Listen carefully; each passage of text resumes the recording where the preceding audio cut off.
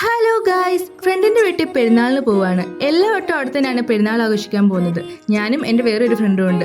ആദ്യമേ വിചാരിച്ചു പോകണ്ട, വെയിലൊക്കെ അല്ലേന്ന്. പിന്നെ വിചാരിച്ച് നല്ലൊരു ബിരിയാണി കഴിക്കാമല്ലോ എന്ന്. അങ്ങനെ അങ്ങ് പോയി.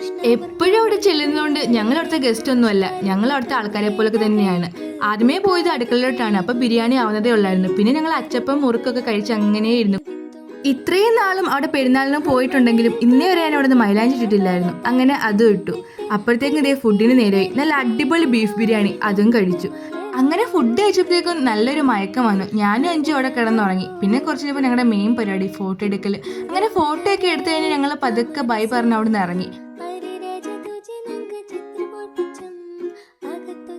സ്റ്റോപ്പിലെത്തിയപ്പം അവളും ബൈ പറഞ്ഞു പോയി. ഞാനാണെങ്കിൽ ബസ് കാത്ത് കുറേ നേരം അവിടെ നിന്നു. അങ്ങനെ ബസ് വന്നു.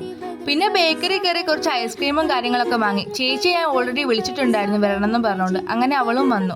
പിന്നെ ഞങ്ങൾ നേരെ വീട്ടിലോട്ട്. അപ്പോൾ ഇത്രയേ ഉള്ളൂ ഗൈസ്, ടാറ്റാ.